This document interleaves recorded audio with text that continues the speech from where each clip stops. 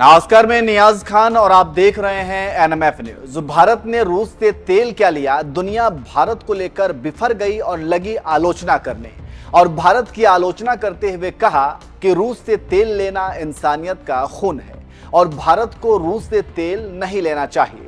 इसके साथ ही साथ भारत को रूस यूक्रेन युद्ध में यूक्रेन के साथ खड़ा रहना चाहिए और इसको लेकर यूरोप, लैटिन अमेरिका सभी नाराज हो गए और भारत बड़ी ही मुसीबत में फंस गया कि करें क्या। एक तरफ कुआं तो दूसरी तरफ खाई नजर आने लगी। फिर भारत ने एक्शन लेना शुरू कर दिया और कहा कि रूस यूक्रेन युद्ध गलत है, लेकिन रूस हमारा दोस्त है और इस मुसीबत में हम रूस का साथ नहीं छोड़ सकते हैं।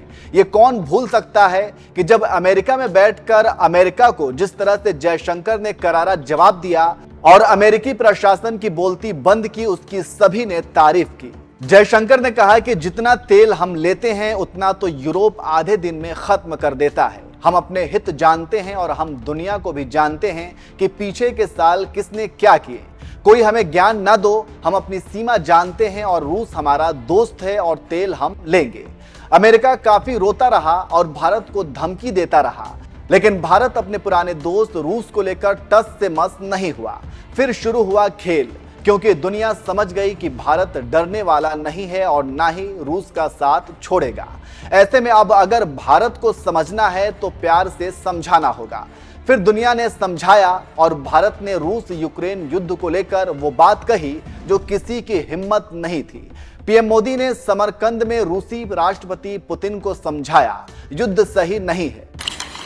एक्सेलेंसी, फिर से एक बार एक्सेलेंसी आपसे मिलने का मौका मिला है और बहुत सारे विषयों को बातचीत करने का अवसर भी मिला है।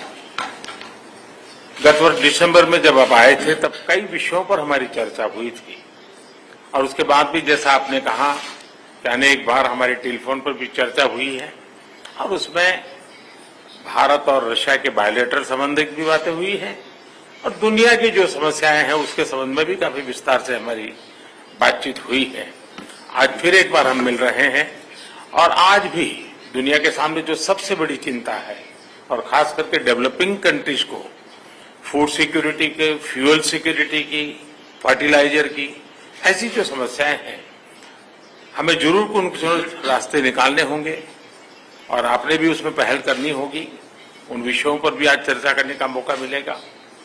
एक्सेलेंसी, मैं आपका और यूक्रेन दोनों का इस बात के लिए आभार व्यक्त करना भी चाहूंगा, क्योंकि जब शुरू के दिनों में इस संकट के काल में हमारे हजारों स्टूडेंट्स यूक्रेन में फंसे हुए थे, आपकी और यूक्रेन की मदद से हमारे स्टूडेंट को हम सुरक्षित रूप से बाहर निकाल पाए, उनके घर तक हम पहुंचा पाए और इसके लिए मैं आप दोनों देशों का आभारी हूं। एक्सेलेंसी, मैं जानता हूं कि आज का युग युद्ध का है नहीं और हमने फोन पर भी कई बार आपसे इस विषय में बात की है कि डेमोक्रेसी और डिप्लोमेसी और डायलॉग, ये सारी बातें ऐसी हैं कि जो दुनिया को एक स्पर्श करती है। आने वाले दिनों में शांति के रास्ते पर हम कैसे बढ़ सके उसके विषय में जरूर आज हमें चर्चा करने का मौका मिलेगा। आपका व्यू पॉइंट समझने का मुझे भी एक अवसर मिलेगा, लेकिन फिर भी जो विषय हैं जिसकी बातें मैं करता रहता हूं। एक्सेलेंसी, भारत और रशिया के संबंध अनेक गुना बढ़े हैं। हम इन संबंधों को इसलिए भी महत्व देते हैं कि हम एक ऐसे मित्र रहे हैं जो पिछले कई दशकों से हर पल एक दूसरे के साथ रहे हैं और पूरी दुनिया भी जानती है कि भारत के साथ रशिया का नाता कैसा रहा है और रशिया के साथ भारत का नाता कैसा रहा है। और इसलिए दुनिया के मन में भी ये बात है कि एक अटूट मित्रता है। और व्यक्तिगत रूप से मैं कहूं कि एक प्रकार से हम दोनों की यात्रा समान शुरू हुई। मैं सबसे पहले आपको 2001 में मिला, जब आप हेड ऑफ द गवर्नमेंट के रूप में जाए और मैं head of the state government के रूप में काम शुरू किया। आज 22 साल हो गए। हम लगातार, हमारी दोस्ती बढ़ती चली जा रही है। लगातार हम दोनों देश मिलकर के इस रीजन की भलाई के लिए, लोगों की भलाई के लिए काम कर रहे हैं। आज एससीओ समिट में भी आपने भारत के लिए जो कुछ भी भावनाएं व्यक्त की है, मैं इसके लिए आपका बहुत आभारी हूं। एक्सेलेंसी, मुझे विश्वास है कि आज की हमारे बायलैटरल भी, आज की हमारी बातचीत भी आने वाले दिनों में हमारे संबंधों को भी गहरे करेंगे, विश्व की जो आशा अपेक्षाएं हैं उसको पूर्ण करने में भी बहुत काम आएगी, ऐसा मुझे पूरा भरोसा है। मैं फिर एक बार आज समय निकालने के लिए आपका बहुत बहुत आभारी हूँ।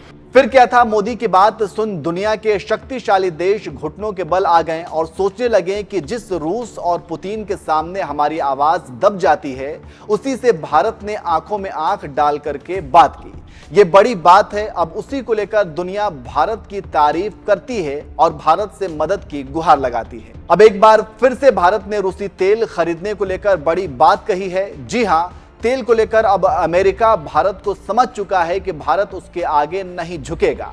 यूरोपीय और यूरेशियन मामलों के अमेरिकी असिस्टेंट सेक्रेटरी करेन डोनफ्राइड ने बुधवार को कहा कि अमेरिका रूस से तेल खरीदने के लिए नई दिल्ली पर प्रतिबंध नहीं लगाएगा।